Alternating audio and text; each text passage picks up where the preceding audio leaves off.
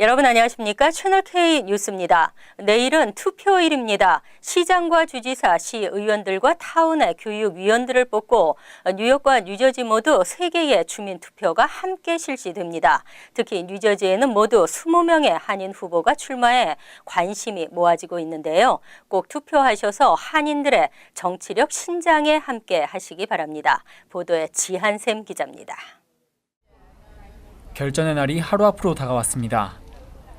내일 선거는 뉴욕의 경우 뉴욕시장과 각 보로장, 그리고 시의원을 선출하며 뉴저지는 주지사와 주 상하원의원, 그리고 시장과 시의원 교육위원을 뽑게 됩니다. 이번 선거에서 주목할 점은 뉴저지 지역 20명 한인들의 도전입니다. 뉴저지 39선거구에서 최초 한인 주하원에 도전하는 제니 정 후보는 지난 주말 연방의원 등 주요 정치인들이 총출동해 막바지 선거운동에 총력을 기울였습니다. 저지시티 윤여태, 잉그로드 크리스 글로리아 오, 해링턴 팍 준정은 시의원 재선에 도전하며 포트리 폴륜과 오라델 미리암 유는 첫 시의원 당선을 노리고 있습니다. 교육위원에 도전하는 한인은 14명입니다. 최대 한인타운 펠팍은 우윤구, 제프리 우, 스테파니 장, 스캇 허 후보가 치열한 접전을 펼치고 있으며 포트리 엘리사 조, 데마레스트 이규순, 리치 필드 팍 로버트 이 등이 도전하고 있습니다. 내일 투표는 오전 6시에 시작되며 뉴저지는 오후 8시에, 뉴욕은 오후 9시에 종료됩니다. 투표에 관한 문의사항은 시민참여센터 핫라인 347-766-5223으로 문의하면 됩니다. 채널K 뉴스 지한샘입니다. 또다시 총격 난사 사건 소식입니다. 어제 텍사스에서 최악의 총기 난사 사건이 발생해 26명이 숨지고 20명이 다쳤습니다. 총격범은 20대 백인 남성으로 불명예 제대한 전직 군인으로 밝혀졌습니다. 어제 오전 11시 20분쯤 텍사스주 셔덜랜드 스프링스의 한 침례 교회에 괴한이 난입해 소총을 난사했습니다. 총격범은 검은색 옷에 전투 장비, 방탄조끼 등을 갖춰 있고 소총을 난사한 것으로 알려졌습니다. 총격범은 도주 중 경찰 추격을 받다가 차량 안에서 숨진 채 발견됐습니다. 범인이 타인이 쏜 총에 맞아 사망한 건지 스스로 목숨을 끊은 것인지는 불분명한 상태입니다. 그렛 에버 텍사스 주지사는 기자회견에서 현재까지 최소 26명이 목숨을 잃었다는 점을 확인하게 돼 안타깝다며 사망자들의 연령은 5에서 72세 사이로 다양하다고 밝혔습니다. 총격범은 텍사스주 남부 샌안토니오 출신 26세 백인 남성 데빈 켈리로 최근 불명예 제대한 전직 군인으로 밝혀졌습니다. 켈리는 2010년부터 14년까지 뉴멕시코주 홀로먼 공군기지에 있는 군수 지원부대에서 복무했으며 2012년 아내와 아이를 폭행한 혐의로 군사재판에 회부됐으며 품행불량 혐의로 1년간 감금되고 최하위 계급인 E1으로 강등되기도 한 것으로 알려졌습니다. 그가 왜 35마일 이상 떨어진 교회를 골라 범행했는지 의문은 여전히 풀리지 않고 있습니다. 켈리의 장모가 범행 지역인 셔덜랜드 스프링스에 거주하고 있다는 보도가 나왔으나 사실 여부는 확인되지 않고 있습니다. 미국에서 올해 벌써 300건 이상의 대형 총기 난사 사건이 발생해 총기 규제를 둘러싼 논쟁이 재점화할 것으로 보입니다. 하지만 트럼프 대통령과 공화당이 미온적인 태도를 보이고 있어 법률 제정은 어려울 것으로 보입니다. 보스턴 글로브가 비영리 단체 총격 사건 아카이브 통계를 분석한 결과 올해 들어 309일 동안 미국에서 4명 이상이 희생된 총기 난사 사건은 모두 307건 일어났습니다. 거의 하루에 한 번꼴로 발생한 셈입니다. 20명 이상 발생한 초대형 총기 난사 사건으로 범위를 좁혀도 지난달 라스베이거스에서 58명의 목숨을 앗아간 총기 참사, 지난해 6월 49명이 숨진 플로리다주 올랜도 나이트클럽 총격 등 17개월간 3건이 발생했습니다. 대형 총기 사건이 발생할 때마다 총기 규제 목소리가 높아지곤 하지만 새로운 법률 제정은 매번 무산되고 있습니다. 이번에도 트럼프 대통령과 공화당은 총기 규제에 미지근한 태도를 보이고 있습니다.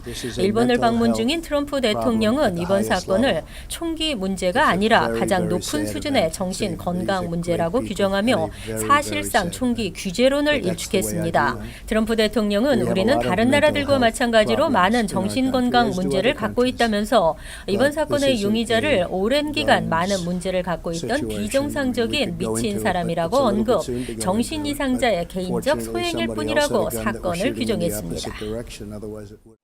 세계 최정상급 마라토너로 활약했던 이봉주 선수가 뉴욕 한인들과 함께 플러싱 공원을 달렸습니다. 총 5km 구간을 달리기도 하고 걷기도 했는데요.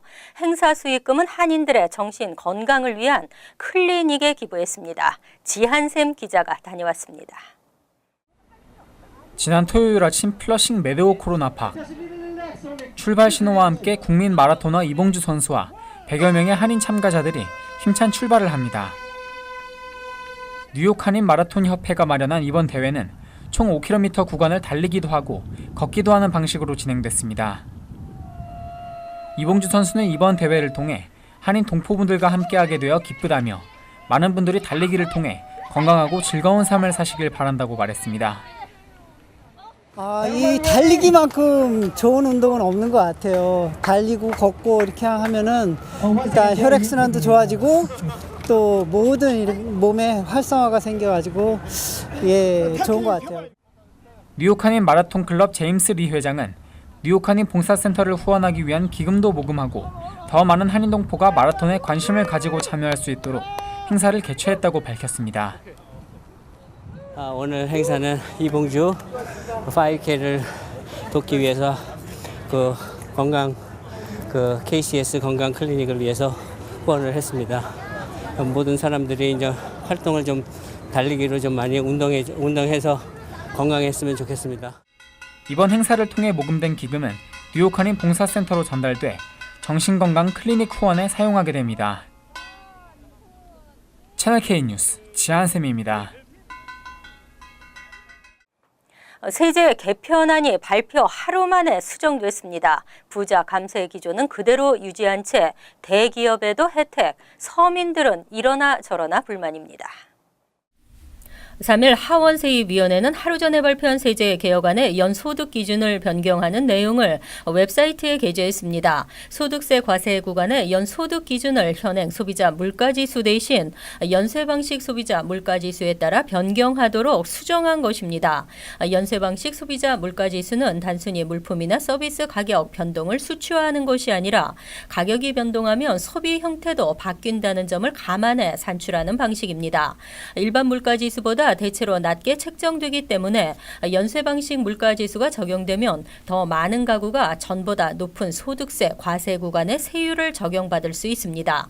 세입위원회가 발표한 수정안은 물가지수 반영 시기를 5년 후인 2023년이 아닌 당장 내년으로 앞당기는 계획도 담고 있습니다. 또 외국 본사와 미국 내 자회사 간에는 다시 세금 면제 혜택이 주어집니다. 새로운 세제 개편 수정안은 하원에서 오늘부터 논의에 들어갔습니다. 다카 수혜자 구제 법안이 올해 안에는 처리되기 어려울 것이라는 전망입니다. 공화당이 주요 법안 처리를 이유로 미루고 있는 데다가 이민 법안은 별도 처리해야 한다는 입장입니다. 3일 의회 전문 매체 더일은 드리머 보호 방안이 담긴 법안이 내년 초에나 안건으로 올려질 것이라고 보도했습니다. 다카 수혜자 보호 법안이 올해 안에는 처리되기 어려울 것이라는 전망입니다. 민주당은 올해 정부 지출 예산안에 드림 액트를 포함시켜 처리할 것을 요구하고 있지만 공화당은 세제개혁 법안과 주요 공직자 인선 절차 등을 먼저 처리하겠다는 입장입니다. 백악관도 예산안과 이민 법안을 별도로 처리해야 한다는 방침인 것으로 전해졌습니다. 민주당은 드리머 보호 내용이 포함되지 않은 정부 지출 예산안은 저지하겠다는 입장이지만 쉽지 않아 보입니다. 더구나 공화당 상원 의원들은 2일 백악관에서 트럼프 대통령과 만나 이민 법안이 예산안에 포함돼서는 안 된다는데 의견을 같이 한 것으로 더힐이 보도했습니다. 이날 트럼프 대통령과 미치 매코넬 상원 원내대표는 이민 법안과 정부 지출 예산안을 두 개의 다른 법안으로 처리하는 것에 동의했다고 면담에 참석한 탐 고튼 의원이 전했습니다. 트럼프 대통령과 공화당 상원 의원들은 드리머를 구제하는 조건으로 가족 이민을 제한하고 범법 이민자 단속 강화에 초점을 맞추기로 합의한 것으로 알려졌습니다. 렌트 부담이 커지면서 생활의 안정이 어려워지고 있습니다. 소득 수준과 주택 렌트비 간의 불균형 현상이 심화되고 있습니다. 특히 퀸즈 주민들의 렌트비 부담은 최고로 나타났습니다. 부동산 정보업체 스토리디지가 맨해튼, 퀸즈, 브루클린 등 3개 보로의 중간 렌트비와 연소득을 분석한 결과 안정적인 생활을 하려면 현재 소득보다 20에서 250%는 더 벌어야 하는 것으로 나타났습니다. 렌트 부담이 가장 큰 지역은 퀸즈 프레쉬 메도우로 중간 렌트비는 $2,750, 이 렌트비를 부담 없이 지불할 수 있는 적정 연소득은 $11만 집계됐습니다. 하지만 퀸즈 주민의 중간 연소득은 $62,207로 이보다 76.8% 더 높은 수준으로 나타났습니다. 다음 와이스톤은 $107,800를 벌어야 중간 렌트비 $2,695를 부담 없이 지불할 수 있는 것으로 조사됐고, 리들렉의 경우도 기존 연소득보다 65.6% 많은 $103,000를 벌어야 하는 것으로 나타났습니다. 이번 조사는 연소득이 월 렌트비의 40배인 경우 렌트비를 감당할 수 있다는 기준을 적용시켰습니다. 이외 한인 밀집 지역인 플러싱의 경우에도 중간 렌트가는 $2,200로 적정 연소득은 $88,000, 베이사이드는 중간 렌트비 $2,400로 연소득은 $99,600가 되어야 합니다. 현재 연소득 수준보다 54.3%나 높게 나타났습니다. 특히 맨해튼 센트럴파크 지역은 현재 소득보다 253.3%를 더 벌어야 하는 것으로 나타났습니다. 보행자 안전사고 예방에 뉴욕주 정부가 적극적인 홍보와 캠페인을 펼칩니다. 2021년까지 보행자 사망수를 20%까지 줄이겠다는 목표입니다. 지난 2일 뉴욕주 보행자 안전조치 계획이 발표됐습니다. 앤드류 코모 주지사는 1억 1,000만 달러를 투입해 2021년까지 보행자 사망수를 20%까지 줄이겠다는 계획입니다. 이를 위해 뉴욕시 교통국과 보건국, 주지사실 교통안전위원회는 기술 개선, 공공안전 및 의식 높이기 교육, 사고 많은 지역 단속 강화에 주력합니다. 이미 지난 3일부터 도로 전광 표지판에는 CNBC, 보행자를 조심하라 등의 문구가 띄워졌으며 400개 지역 신호 교차로에는 횡단보도 표시와 추가 표지판을 설치할 예정입니다. 또 보행 횡단 시간을 표시하는 카운트다운 타이머 시간도 연장합니다. 유튜브에는 보행자 안전과 관련한 보건국의 공익 광고가 나가고 있는데, 이 영상에는 보행자들에게 일광 절약 시간제 해제 후 밤에 길을 걸을 때 조심하라는 메시지를 담았습니다. 쿠오모 주지사는 운전자와 보행자에게 도로에서의 책임감에 대해 교육할 것이라며 주 전역의 보행자 안전과 가시성, 도로 접근성도 개선하기 위해 노력하겠다고 강조했습니다. 미국인들의 최대 명절 추수감사절, 올해도 항공편을 이용해 여행을 떠나는 승객이 지난해 기록을 깨며 역대 최대로 나타났습니다. 에어라인 포 아메리카에 따르면 추수감사절 연휴가 시작되는 오는 17일부터 28일 사이 전국적으로 약 2,850만 명이 항공편 여행을 떠나는 것으로 조사됐습니다. 지난해에는 2,700만 명이 항공편을 이용해 여행을 떠나는 것으로 집계돼 이보다도 3%가량 증가한 것입니다. 연휴 기간 중 추수감사절 당일인 23일은 161만 명이 항공편을 이용할 것으로 보여 가장 한가로운 날이 될 전망입니다. 하지만 26일은 무려 288만 명이 항공편을 이용할 것으로 예상되면서 여행객이 가장 몰리는 날로 예측됐습니다. 이를 위해 항공사들은 올 추수감사절 연휴 하루 평균 8만 6천석의 좌석을 추가할 예정입니다. 작년보다도 3.2% 더 많은 좌석을 확보한 상태입니다. 이처럼 올해 또다시 기록을 경신하며 여행객 수가 증가한 것은 경제와 기업의 호조를 나타내는 각종 지표, 세제 개혁안에 대한 기대 등으로 풀이됩니다. 여기에 항공료도 예년에 비해 낮은 수준을 유지했기 때문으로 분석됐습니다. 이와 별도로 컨퍼런스 보드는 앞으로 6개월 사이 여행을 계획 중인 미국인이 최대 규모로 파악됐다고 밝혔습니다. 이어서 LA 지역 한인사회 소식입니다. 쇼핑의 메카 베버리 힐스를 방문하는 관광객 수가 급감하고 있는 것으로 나타났습니다. 베버리 힐스의 관광국 베버리 힐스 컨퍼런스 앤 비지터스 뷰로는 지난해부터 트럼프 행정부의 반이민 정책 영향으로 베버리 힐즈를 방문하는 해외 관광객의 비율이 63%에서 50%로 급감했다고 밝혔습니다. 특히 당국은 이 같은 해외 방문객 수의 감소가 베버리 힐즈 인근 쇼핑 매장과 호텔 등 관광업계 매출에 큰 타격을 입히고 있다고 지적했습니다. 이와 관련해 베버리 힐즈 릴리보세 시장은 앞으로 더 많은 관광객 유치를 위해 쇼핑 매장이나 레스토랑 등 업소들의 운영 시간을 연장할 계획이라고 밝혔습니다. 한국 수산물의 우수성을 알리기 위한 Kfish 글로벌 런칭 행사가 LA에서 열립니다. 대한민국 해양수산부는 현지 언론과 마케팅 관계자들을 대상으로 한국의 프리미엄 수산물 브랜드인 Kfish에 대한 이해도를 높이기 위해 수출 상담회를 진행하고 음식을 직접 맛볼 수 있는 자리를 마련할 예정이라고 밝혔습니다. 특히 이번 행사에는 해산물 요리 전문가 캐리 해프넌의 한국 수산물을 이용한 쿠킹쇼도 마련됐습니다. KBC는 대한민국 수산물 수출 통합 브랜드로 엄격한 관리 규정과 까다로운 품질 관리, 체계화된 평가 기준에 따른 심사를 통해 최고 품질의 수산물만 승인합니다. 현재 김과 굴, 전복 등 11개 품목이 적용됐으며 올해 9월부터 미국과 유럽연합 등 37개국에서 상표권이 등록됐습니다. 간추린 소식입니다. 허드슨 강변 자전거 전용길 부근 주요 교차로에 콘크리트 방호벽이 설치될 예정입니다. 지난달 31일 발생한 맨해튼 트럭 돌진 테러를 계기로 마련됐습니다. 방호벽은 웨스트사이드 하이웨이를 따라 59 스트리트부터 배터리 파크까지 집중적으로 설치되며 31곳의 차량 교차로에는 각각 6개의 방호벽이 설치되고 26곳의 보행자 교차로에는 각각 2개의 대형 큐브가 설치됩니다. 하와이 현지 거주민들에게 주름 제거 시술을 시행해 지난 3월 체포된 한국인 부부가 각각 3개월과 2개월의 징역형을 선고받았습니다.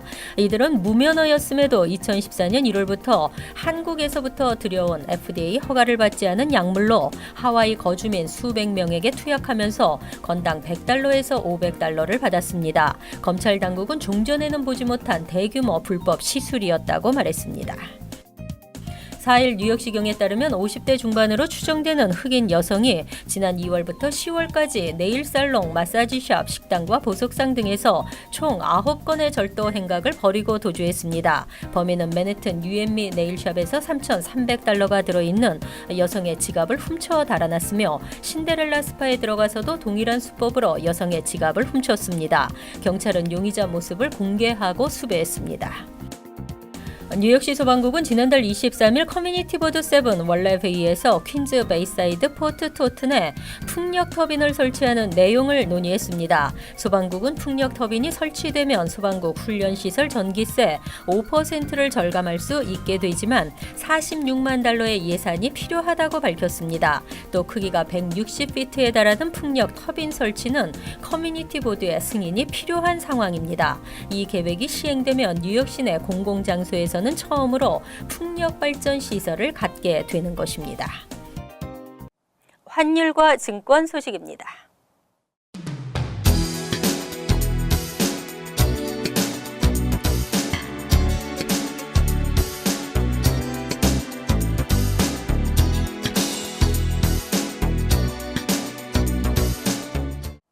이어서 날씨입니다.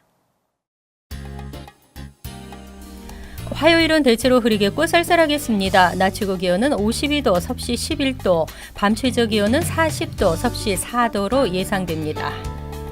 수요일은 간간히 구름이 있기는 대체로 맑은 날씨이지만 역시 쌀쌀하겠습니다. 목요일은 전날보다 구름이 더 많겠고 바람이 불어 더 춥게 느껴지겠습니다. 이상으로 채널K 뉴스를 마칩니다. 채널K와 함께 편안한 하루 되시기 바랍니다.